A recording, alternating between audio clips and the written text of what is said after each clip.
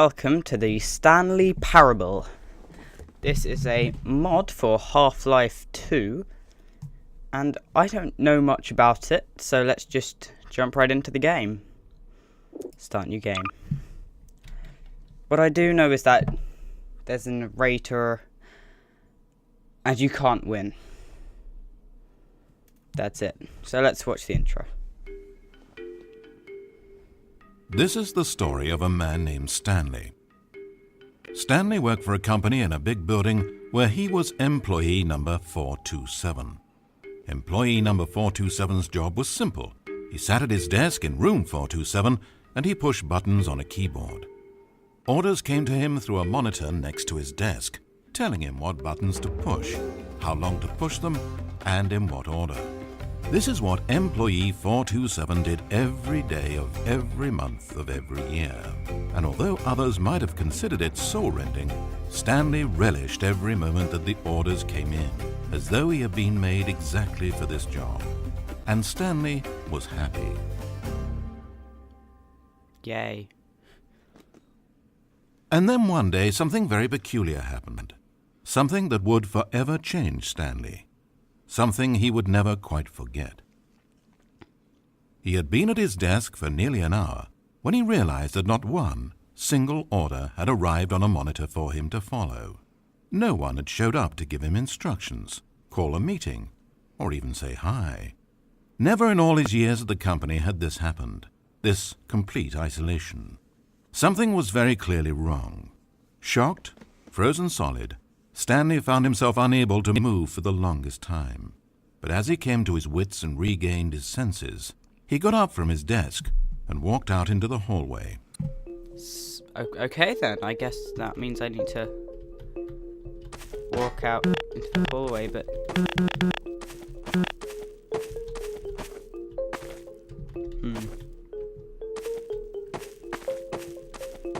Stanley decided to go to the staff lounge to check on his co-workers. He never functioned well by himself and constantly needed support and guidance from others, so the thought of total solitude was terrifying to him.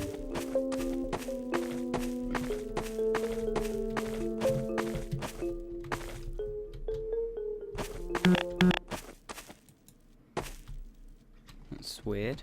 Looks like there are explosive barrels underneath there. Well, not barrels, but you get the idea. When Stanley came to a set of two open doors, I guess I'll follow. he entered the door on voice. his left.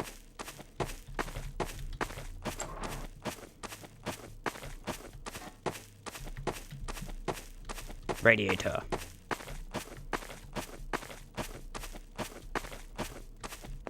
As Stanley entered the lounge, he was horrified to find not a single person here. He decided he would walk up to see his boss, hoping that he would find an answer there. To my boss. To the boss. What's in here?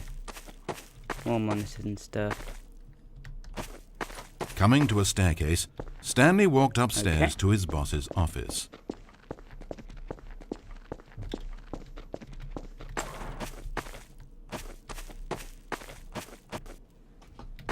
Entering his manager's office, Stanley was once again stunned to discover not an indication of any human life. It was at this point that he began to feel dizzy and a little sick, and even thought he might pass out when suddenly he noticed a keypad next to the filing cabinet in the corner of his boss's office. Stanley had never seen this panel before and had no idea what combination of numbers would produce any result. In fact, only Stanley's boss knew this, since the panel withheld access to the boss's greatest, darkest secret. And so he had assigned the keypad a combination that only he could possibly know. The number of his freshman dorm number in college. 1957. But of course, Stanley couldn't possibly have known this. Aha! Yet incredibly, by simply pushing random buttons on the keypad, Stanley happened to input the correct code by sheer luck. Amazing. Stanley ventured forth into the newly opened passageway. This is weird.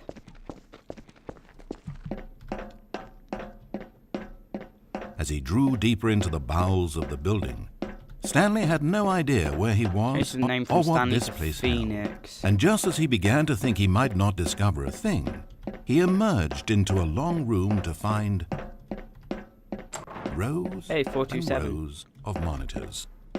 Screens with a number above it.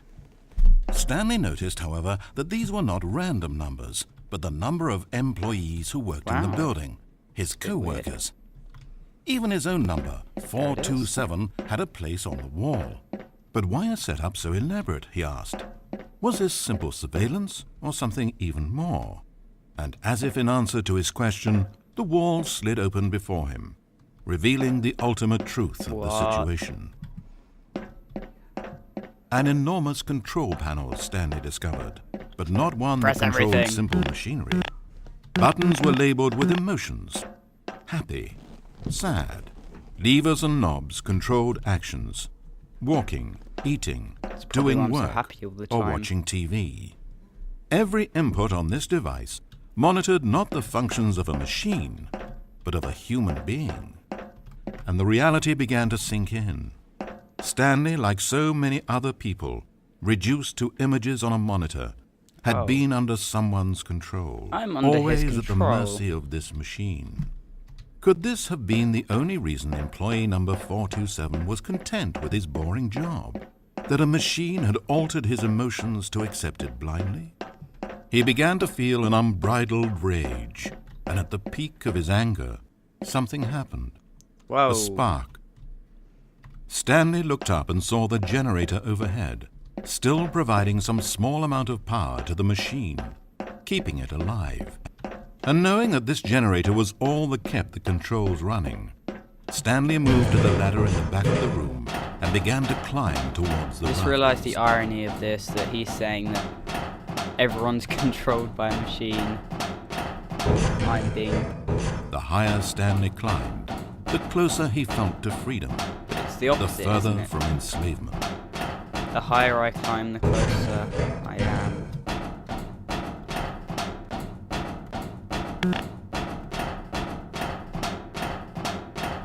Engage or disable? Engage or... Let's disable it. What happens there?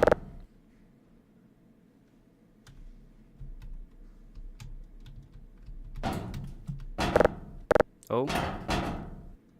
Is it crashed? Oh. Blackness, power gone, all alone. And then Mother of God. as he stepped through the door into the fresh outside air, a feeling of liberation rushed through Stanley's body. He had seen power, he had seen enslavement, and he had destroyed it. The underling was in control now. He had found his leading role. Stanley never discovered why everyone had gone missing, nor how and when he had come under the machine's control.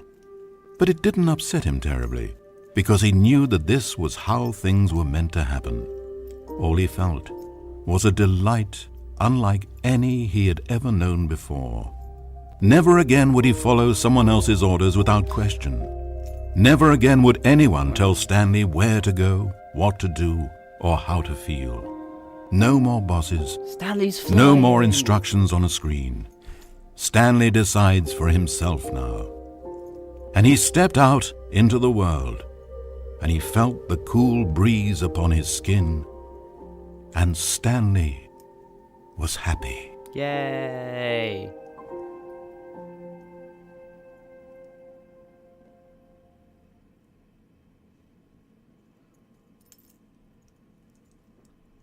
Okay, so did I win? I thought I couldn't win. I guess I didn't stop anything or help anyone or help anything. I was just blissful in my ignorance.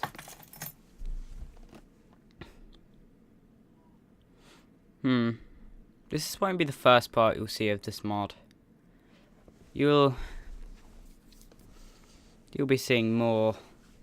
Like, what happens if I enable the generator? What happens if I go right down the stairs? instead of going straight ahead. All things which must be answered. No problem, screen. Okay, thank you very much for watching part 1 of the Stanley Parable, and I will bring you more content on this soon.